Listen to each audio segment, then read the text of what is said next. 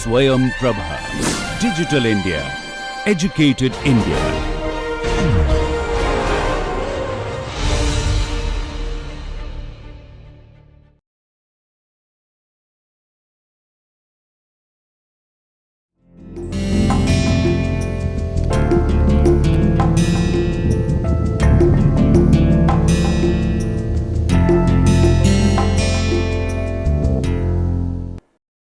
Hello, this is lecture 7 in course on folklore studies, and in this lecture we try to understand as to how folklore could be a very good site of subversion, cultural subversion, and what would be relevant, what would be more interesting than to start this discussion from a lesson with a lesson that we learned from James Scott, the anthropologist.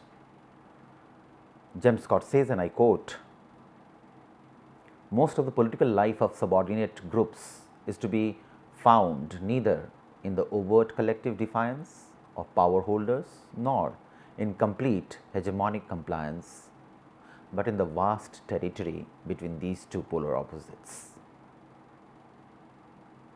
James Scott, in his book Weapons of the Weak, Everyday Forms of Resistance, introduced the idea that oppression and resistance are in constant flux, and that by focusing only on the visible historic events, we can easily miss subtle but powerful forms of everyday resistance.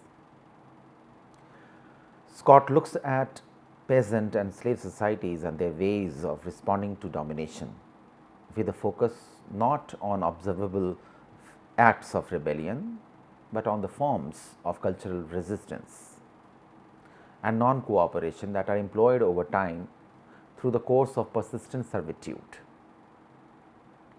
With resistance, he sees power as lying somewhere between structure and agency. Rather than seeing resistance as organization, Scott looks at less visible everyday forms of resistance, such as foot dragging, evasion, false compliance, pilfering, feigned ignorance, slander, and sabotage. He finds these in rural and factory settings, and also among the middle class and elites.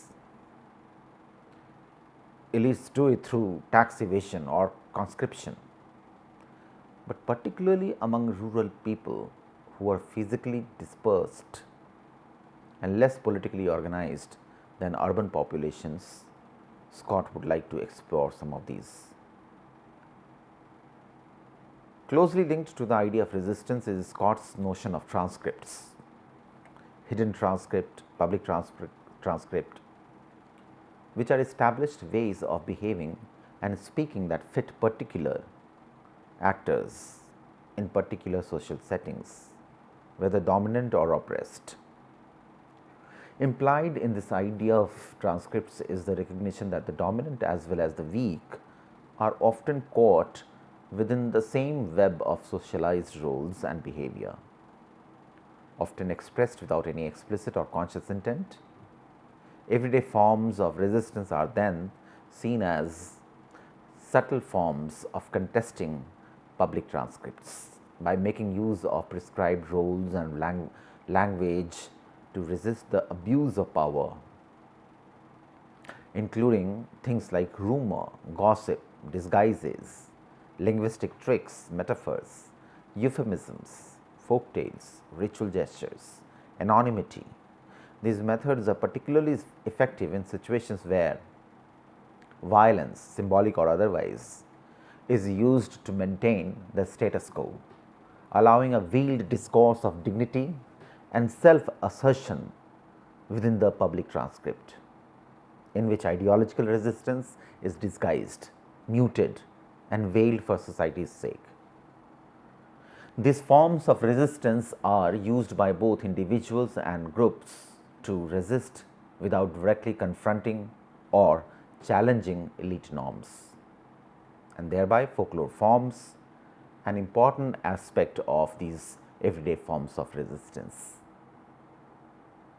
What is it within various forms of folklore that lends itself so easily to varied forms of everyday resistance? What makes folklore an appropriate means of everyday forms of resistance? In order to understand this relationship, we need to study folklore as a structure, its multitude, and its function within the society, that is, as a site of contestation as well as a means of contestation. It is in these deconstructions that the nature of folklore and its interface with resistance will be brought forth. In this lecture, we will understand the various kind of cultural aspects of folklore and demonstrate as to how the notion of contestation and reconstruction is inherent in the construct of folklore itself. And we would understand that folklore studied in its more recent form would reveal a muted but powerful politics of people in everyday contexts, assimilating the contemporary forces, transforming their lives. It's a truism that folklore is a form of cultural expression. It's stating the obvious if one says that folklore is seen as a source of identity and pride for groups, as it is a repository of cultural and personal experiences. It provides a sense of familiarity which allows one to feel a sense of association, and so on and so forth, that we have learnt earlier as well in this course.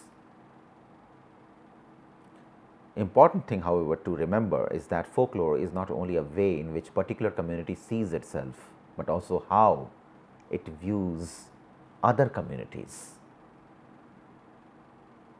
An eminent scholar of performance studies, Rustam Bharucha, helped us understand this very interesting dynamics of the way one sees oneself and the way one sees other, and this dynamics is very much present within the realm of folklore.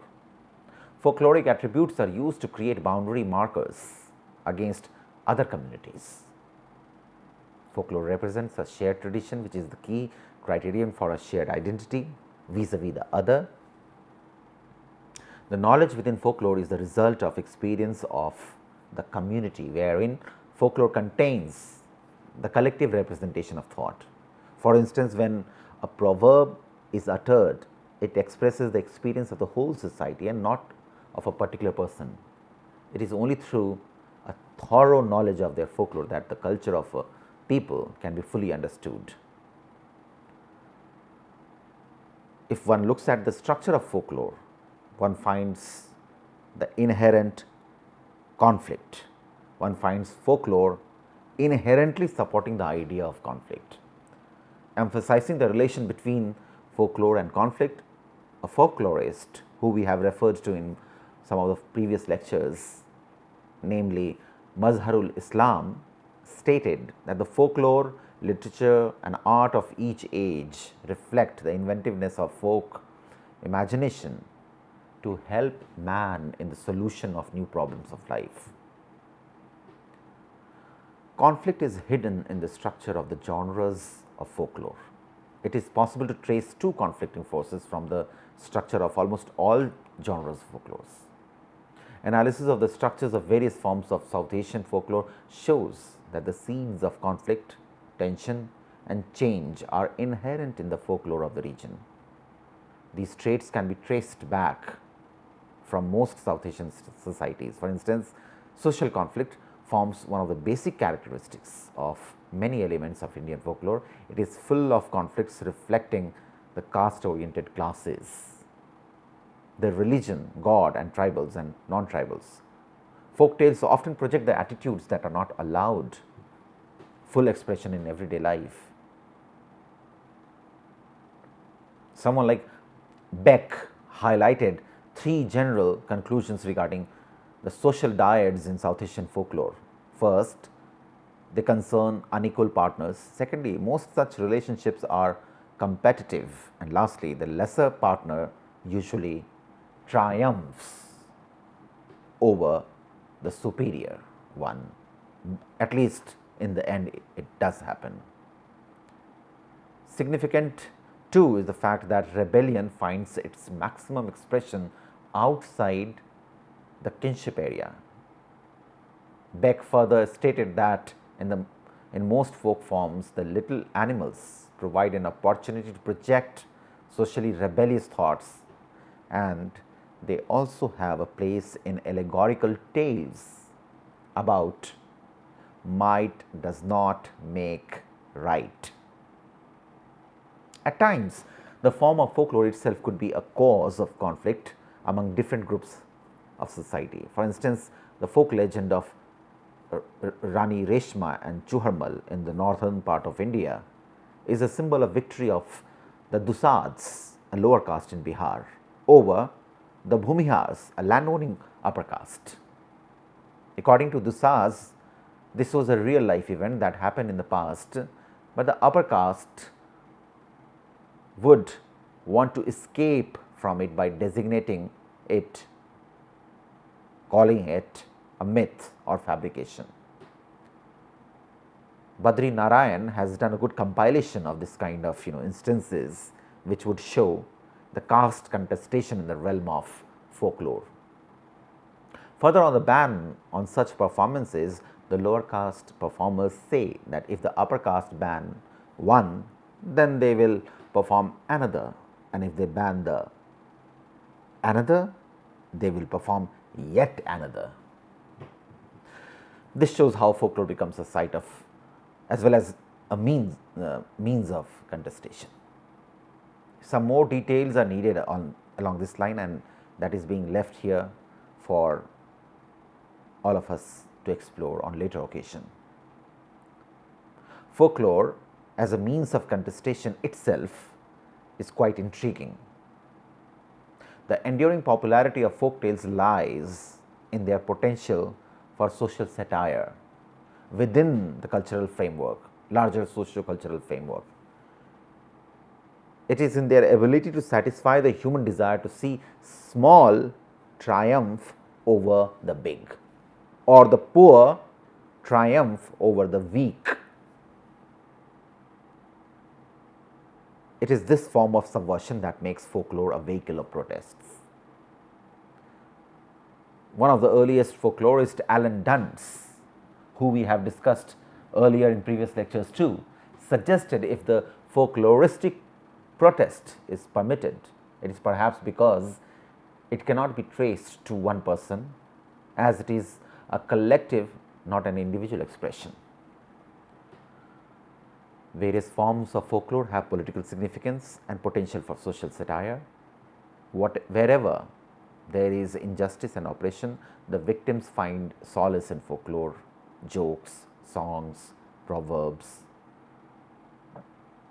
Building on folk forms as subversive source, someone like Mikhail Bakhtin focused on how traces of playful irreverence within the folk forms allows the lower classes to withstand repression in everyday lives. He said that only within the spaces such as carnivals, a massive festivity like carnivals,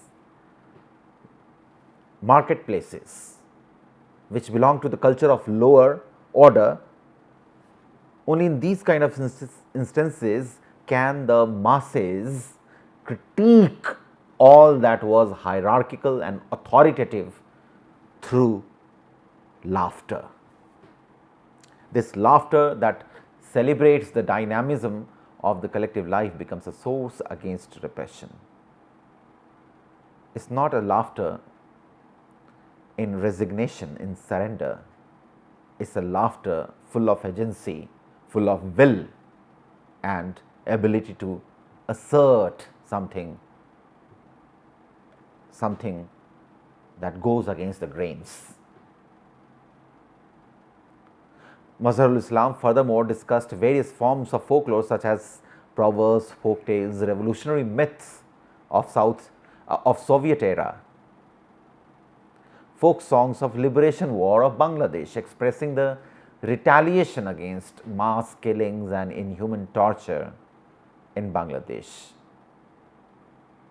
And some of those folklore from the Sindh province in Pakistan, registering the grievance of a wife, songs of rebellion against family norms sung by Santhal girls, pastoral songs of Odisha expressing dissent in the social system to show how all these forms of folklore could express protest.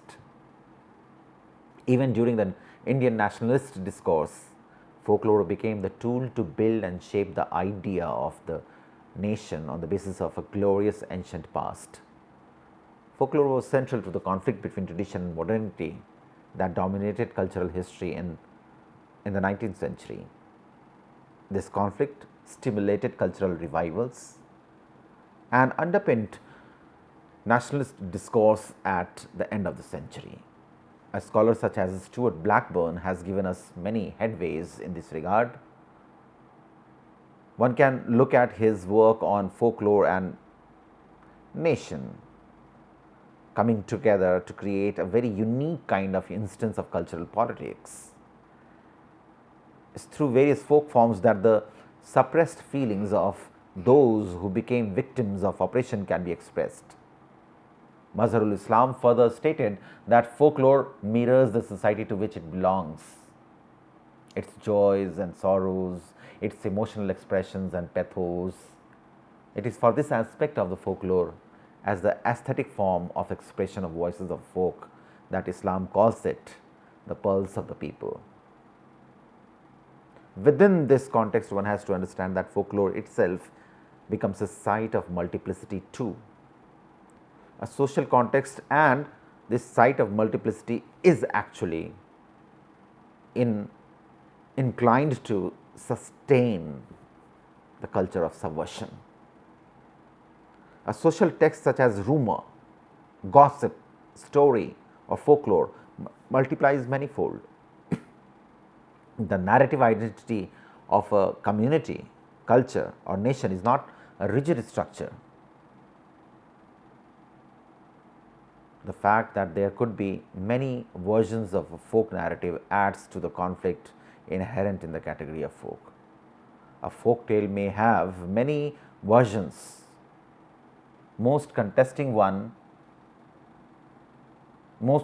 them contest one another. For one group, it may be a narrative of their glorious past and rich traditions, but for another group, it may be seen as a conscious attempt by the former to insult them. The manner in which the story is remembered by a particular group makes it a constitutive element of their identity formation. The identity as socially constructed domain might incorporate some of the variations in the text. The multiplicity of text indicates manifold character of collective remembrance, which is not a mechanical act, but is product of creative imagination. Remembrance is a social phenomenon and is based on selective memory, wherein memory is not an innocent, univocal and unified domain. The same myth could have contesting versions within the same caste. Once again, looking at Badri Narayan, we find out that myth of Chuhamal differs for Dusads of Anjani village and Dusads of villages in Mithila in Bihar. He explores how cultural memory of an area may become more important than caste identity, and that political memory of the region may acquire more significance. More details along this line might be very useful to take forward this discussion. Anyway, the conclusion we draw is that folklore is a dynamic force, in the sense that with the change of social structure and cultural pattern, folklore also takes new shape and form and adopts a new spirit. There exists in folklore the constant and the variable elements which provide its strength to return to traditionalism on the one hand and accept the change on the other. Folklore needs to be seen in the context of social change and its reflection on folklore vis-a-vis the impact of folklore.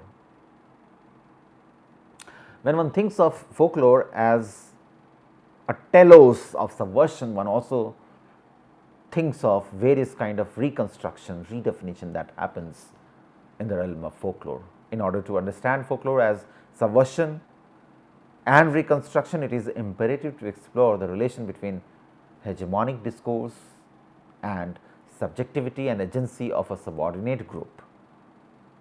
The subordinate group may at times speak from within the dominant discourse and at times stand outside and comment critically upon it. For instance, the commentaries on kinship and gender evinced in women's oral traditions are dramatically different from the perspectives most frequently found in textual traditions, in folklore genres performed by or for males. Yet, in everyday talk, women frequently speak from within the dominant discourse, strategically deploying varying discourses. The hegemonic discourse and its aspects, caste and class, hierarchy, female subordination, are not seen as reified, frozen, unquestionable cultural system. In fact, they are strategically invoked idioms in an ongoing negotiation of personhood and relationship that may be countered with other contrasting idioms that evaluate the context at hand in different moral terms.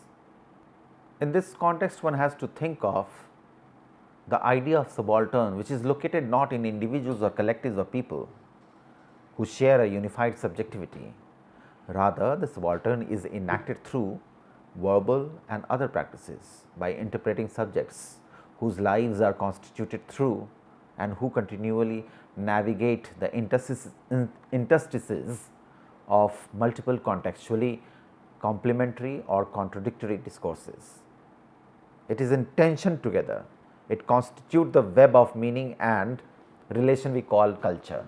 In this sense, the subaltern refers to perspectives on culture or social relations that may employ reflexive devices to interrogate or subvert that dominant discourse, but that may not necessarily coalesce into a closed, unified, discrete and knowable totality.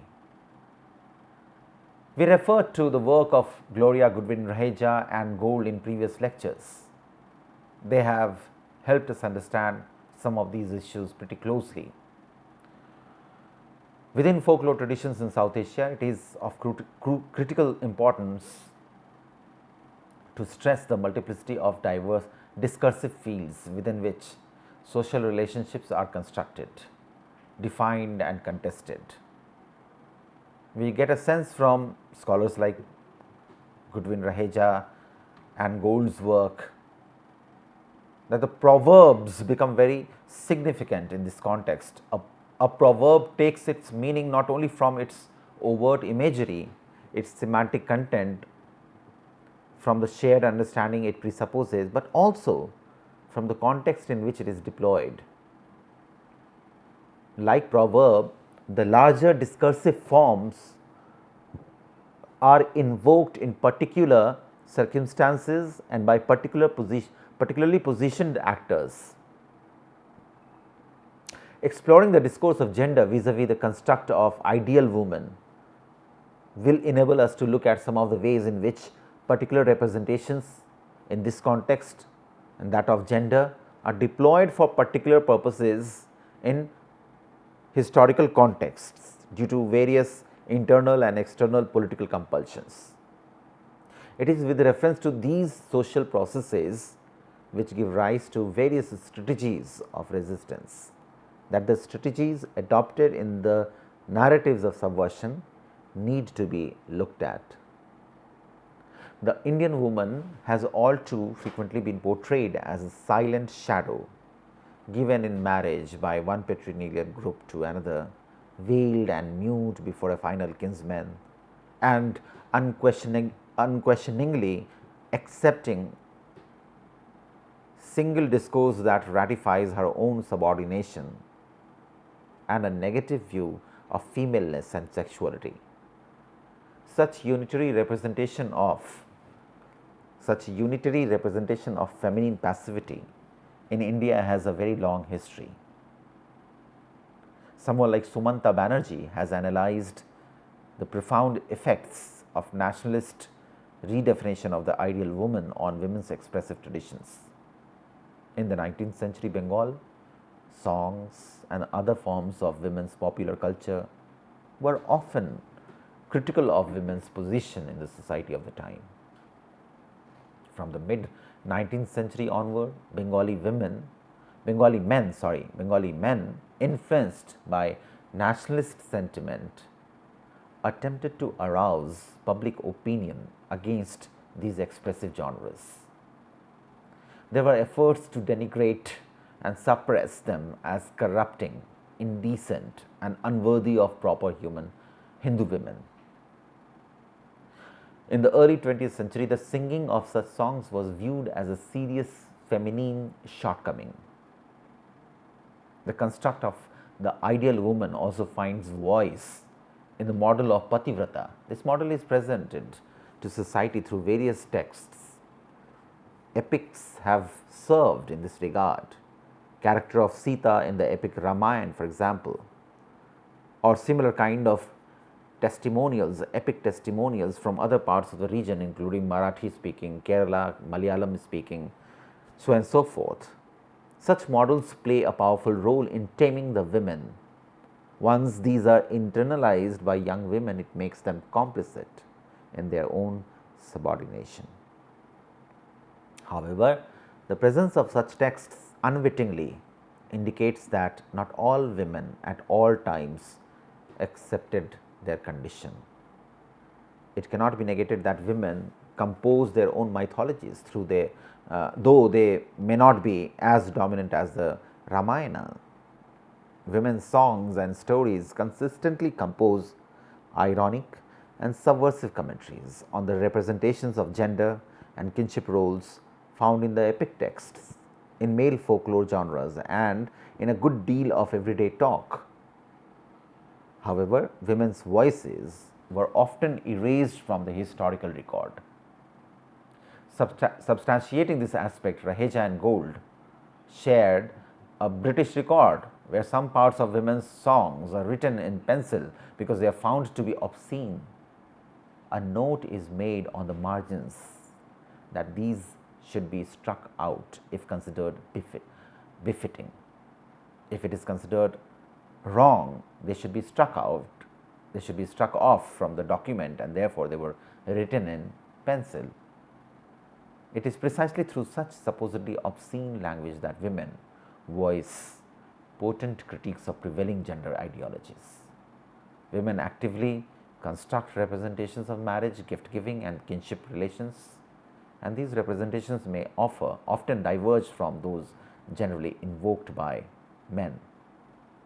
These alternative representations are realized in particular kinship practices such as patterns of gift giving, deference, behavior, and so on.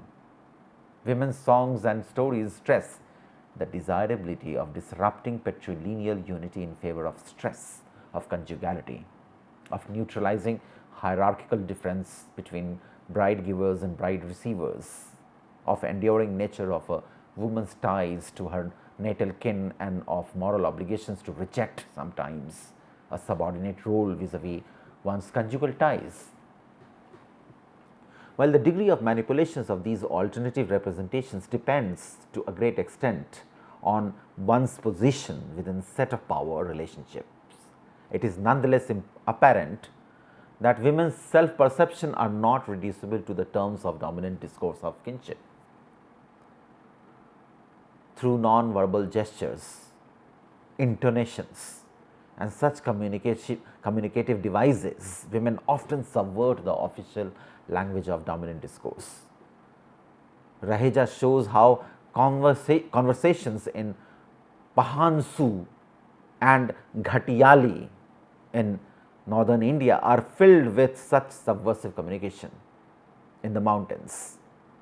For instance, women tend to use a distinctive set of proverbs as tokens of an alternative moral discourse, in contrast to the massive body of male lore, where the heron birds, the bird heron, signify a dichotomous split between purity and corruption or surface and core in women's texts. The bird heron is framing speech points to the potent shift in moral register. This shift, even if sometimes devalued in male dominated expressive traditions, is compelling and consequential for the Pahansu and Ghatiyali women. The heron tells us of the alternative moral perspectives. One may find similar patterns among Maithili women in Nepal, for example.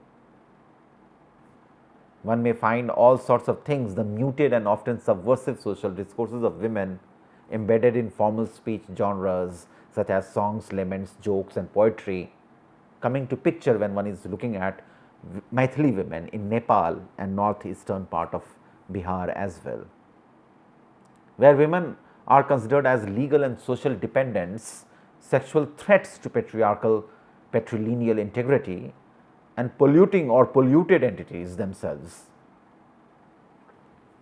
Given the Maithil cultural context of gendered constraints on speech and in the absence of an indigenous habit of direct explication of meaning in expressive arts and the cross-referential dialogic nature of such expressive forms within Maithili culture, the multitude of expressive forms exercised by Maithil women provides us access to those women's collective perspectives on their social and cosmological worlds. Maithili women have harnessed the trope of ponds as one vehicle for the construction of alternative meanings and practices such as the strategic behavior of women, culturally and socially specific contradictions and tensions in the gender order, alternative extent gender practices and cultural constructions, non-patriarchal access of domination and non-patrilineal solidarities such as those among related and unrelated females and among cross-sex siblings. We all get to see such a fantastic illustration of the idea that in gendering of South Asian folklore, we get the separation and difference of men's and women's lives, whereby women's ritual and leisure activities are undertaken in the absence of men, particularly the restrictions on speech and movement enforced through various practices. Indeed, most South Asian women, except in very particular framed contexts, sing and tell stories only in the absence of the adult males. It has also been established that women's stories display an alternative set of values and attitudes, theories of action other than the official ones. A.K. Ramanujan argued, the folklorist A.K. Ramanujan, that in South Asia the folk tale universe, both men's and women's tales itself, is in a dialogic relation to the more official mythologies of the culture, folk tales, particularly those with women protagonists and most often told by women themselves. They shift the moral universe yet further away from the dominant representations of reality and morality. Obviously, Ramanujan is offering a little more than what Davis offers about family women, Maithili women's world. Ramanujan is showing the interaction between the engendered folk worldviews associated with men and women. Ramanujan identified two contrastive ideal types of South Asian folklore, folk tales, one male centered and other female centered. Shifting in register may occur within a single storytelling with attendant shifts in perspectival angle. But what we had seen with Raheja and Gold, that they showed us that Rajasthani women's gali songs, the songs of abuses in Rajasthan, which women sing on various occasions, including the occasion of wedding, and this kind of occasions are also found across cultural contexts. We have heard of gali songs in various other parts of South Asia. Such a register shift may be marked by the presence of a heron narrator. A similar alteration in perspective and in particular in understanding of women's knowledge and effectiveness in putting that knowledge to their own uses is quietly signaled in mythal women's stories through pond women, women or girls situated in actual physical proximity to or immersed within the ponds. A large literature has developed in the last 2 decades in South Asian women's expressive traditions, including song, story, art and ritual. While some of these work focuses primarily on the ways that dominate, the most dominant is patriarchal forms and understanding of femininity are reinforced through women's rituals and religious lives. Much of the current literature, however, stresses that South Asian verbal arts constitute a form of discourse in a field of competing discourses and a variety of contexts. However, there is no consensus regarding the impact of such discursive practices, while someone like Ramanujan stressed on the fact that such imaginative genres of folklore may enter into and transform the more dominant frameworks of social life. Someone like Raheja and Gold saw these genres as context restricted rituals of rebellion that leave the dominant discourse more or less intact. They suggest that we understand such articulations not as a form of resistance, subversion or inversion, but as evidence of the coexistence of contradictory perspectives available in differing moral registers, and thereby through their analysis they add more nuances to the idea of resistance. And here in this context you would say it's not a plain and simple case of resistance, it's something more than that. A number of feminist anthropologists of South Asia have also pointed to such forms of expression as a location for indirect commentary on the singer or teller's own individual life in contexts where direct speech or other registers of articulation are not possible. Subversive everyday practices are cathartic. It creates catharsis, immense amount of energy which gives you a release from repression. They ensure that conflicts were enacted in well-defined ritual contexts without causing disruption of social unity and the dominant ideology. Someone like Jawaharlal Nehru, the folklorist in India, showed how the performance of Holi, the festival Holi, suggests an attempt at reversing in a highly symbolic manner the rigid barriers of social structure, kinship roles and hierarchies, although temporarily it happens. He states that under the symbolic guise of color, men and women hug each other irrespective of the hierarchies of caste, class and gender. A wife can beat a husband, a lower caste can touch the high caste landlord or factory owner, and the most powerful person in the village can be labeled Mahamurkh, super idiot, in this kind of festival in a very jovial manner without anyone taking offense. Handu pointed out that none of these things is possible otherwise on the day before or after this festival called Holi. All these experiences serve as cathartic purpose on the day of Holi, and the social hierarchies and social roles reappear soon after. It may be argued that while reversals and everyday resistance in some ways renewed the established hierarchies, there may be at the same time some transformative spill over into everyday life too. These subversions prompt new ways of reacting to power and keep alive alternative ways of thinking, wherein they show the possibility of and a sanction of active resistance. The active rebellion that may at one moment be impractical may at another moment become possible precisely because the idea of social transformation has been nourished, well nourished in proverbs, folk songs, jokes, rituals, legends and language. This brings us back actually to James Scott. Far from speaking only in the language of the dominant groups, the subaltern imaginatively scrutinize and critique the social world they experience and give voice to their vision of an alternate reality through songs, stories, proverbs, etc., etc. In doing so, these folk forms enter their lives and shift, even though slightly, the ways in which their lives are led.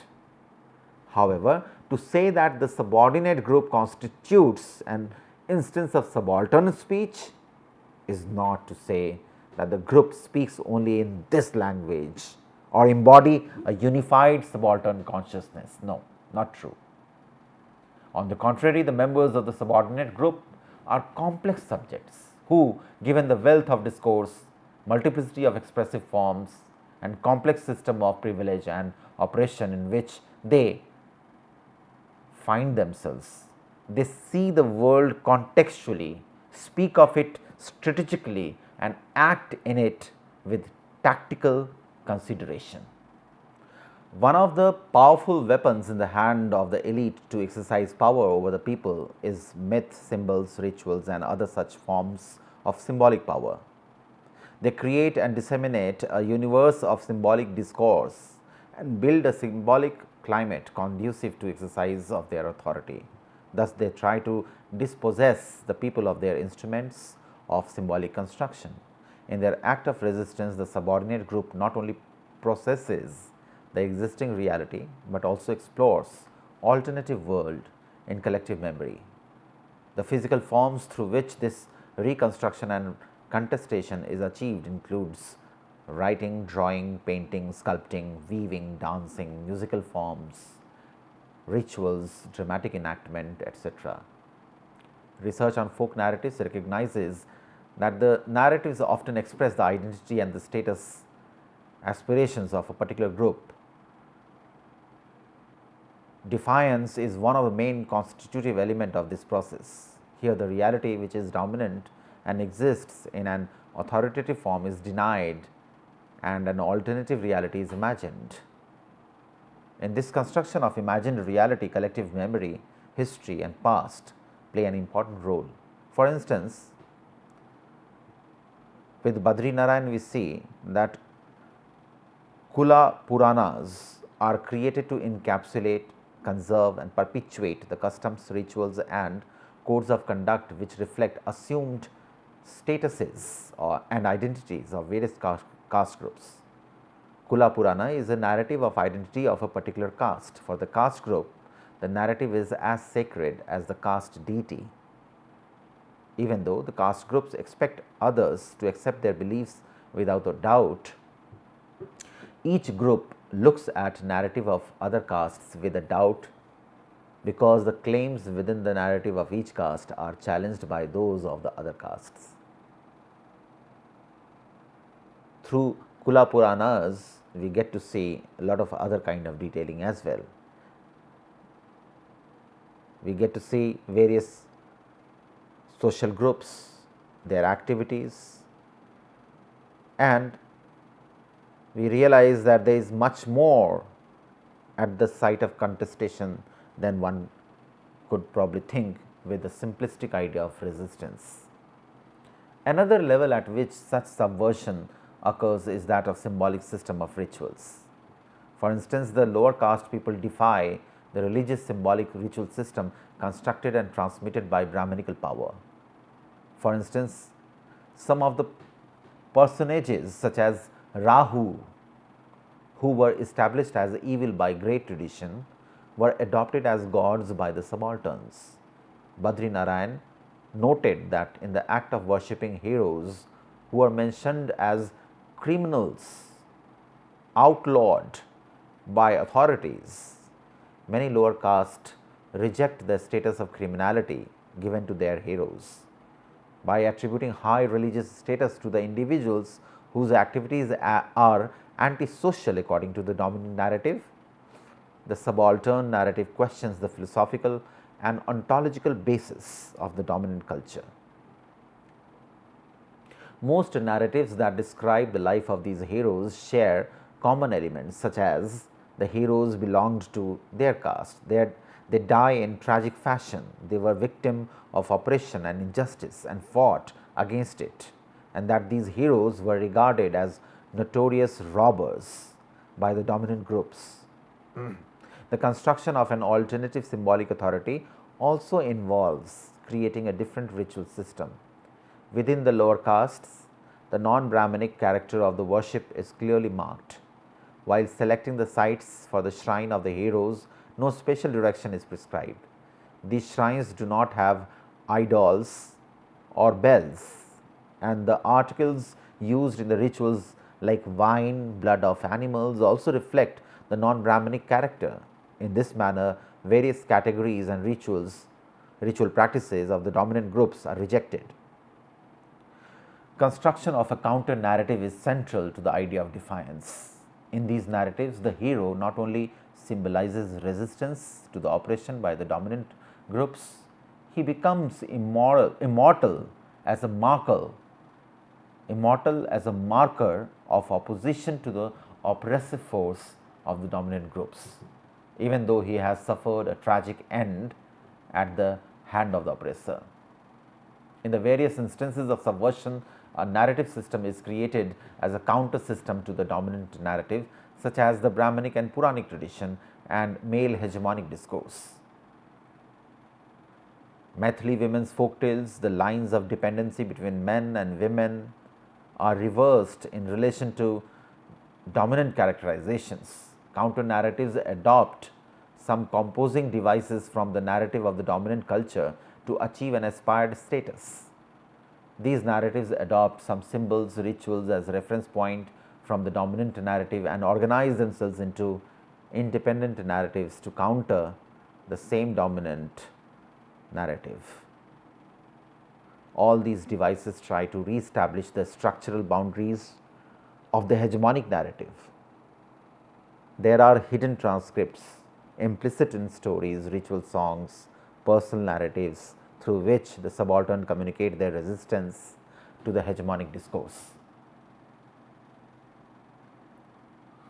One understands it furthermore by looking at the work of an anthropologist of folklore such as Kirin Narayan, who would say, and I quote, "Apart from this self-conscious encoding of political messages from demarcated performance platforms, there is the more muted but nonetheless powerful politics of people in everyday contexts, creatively assimilating and speaking out on the technological forces and power that have transformed their lives."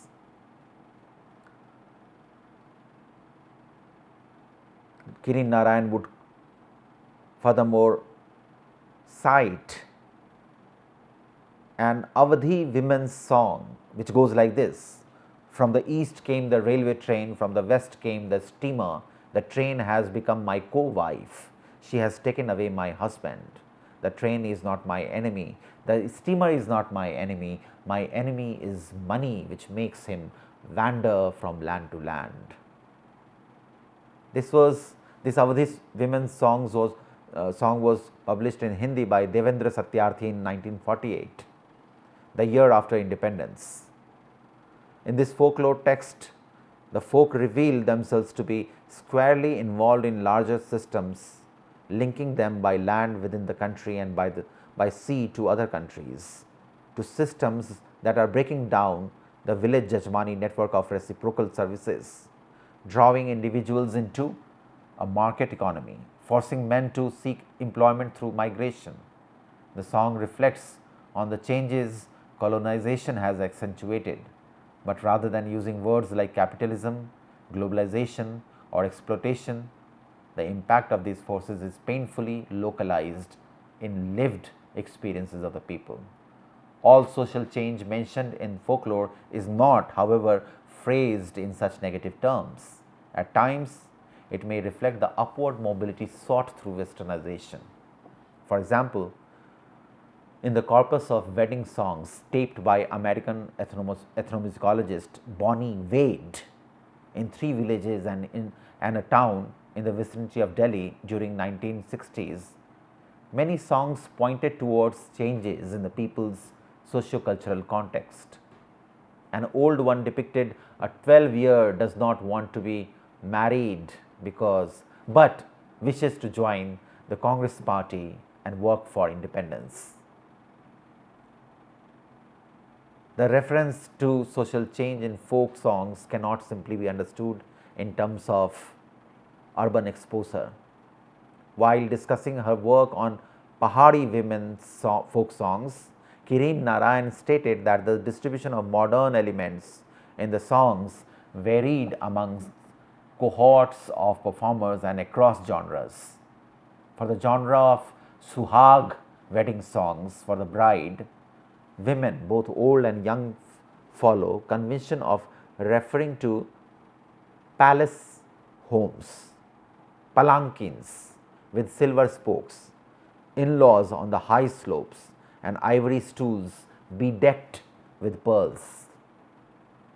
However, it was exclusively the younger women who sang of buses bearing away the bride, of tarred roads, and of lipstick in the bride's trousseau.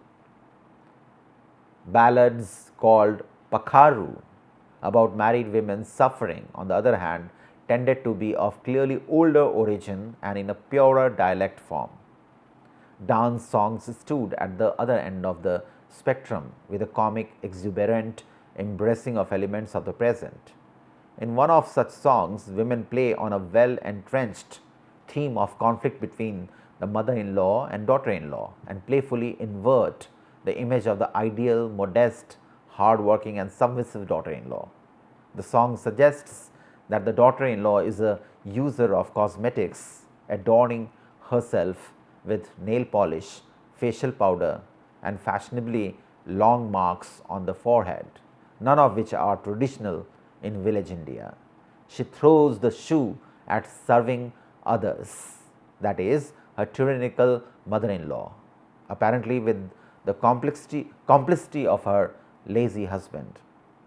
A song such as this parodies the idea that excessive modernity corrupts women and expresses local anxieties that an increasing value is being put on conjugal over filial bonds. This discussion in this lecture builds on folklore as the mechanism through which old is aligned to the present by way of assimilation, aspiration and or critique. However, it needs to be understood as to how this alignment is achieved.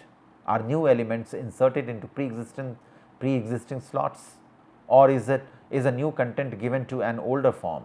Is a link between past and present made through digressions that involve stepping briefly outside the folklore frame to invite reflections?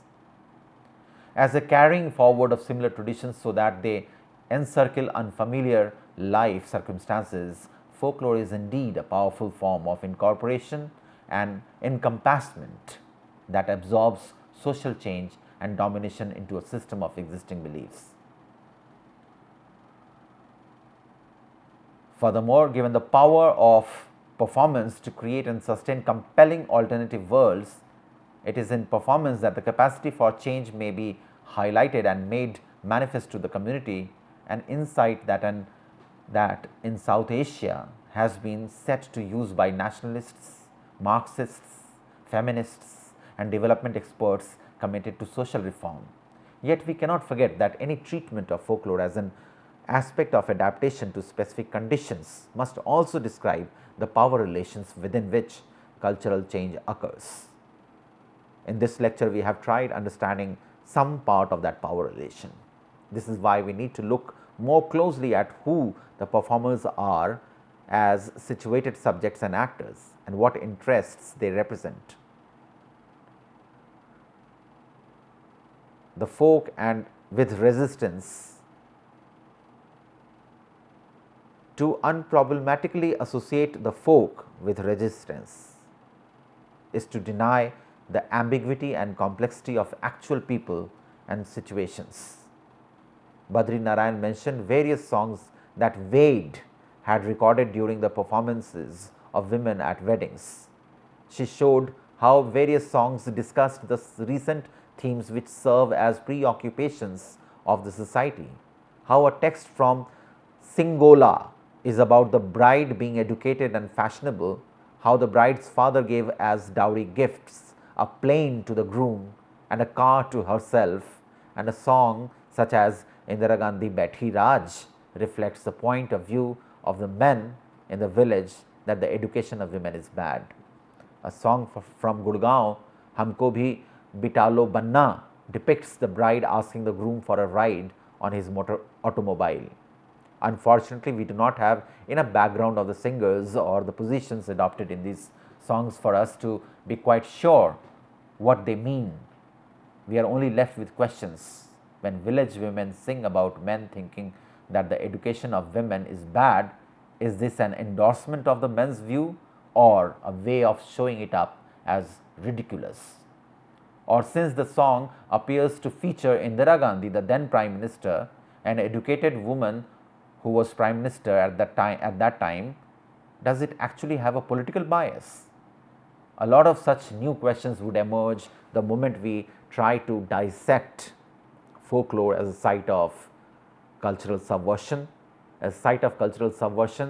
which does not operate with plain and simple idea of resistance in which oppressor and oppressed lock horn eternally. This lecture, we will rest our case about folklore as site of subversion in this lecture at this point. Thank you.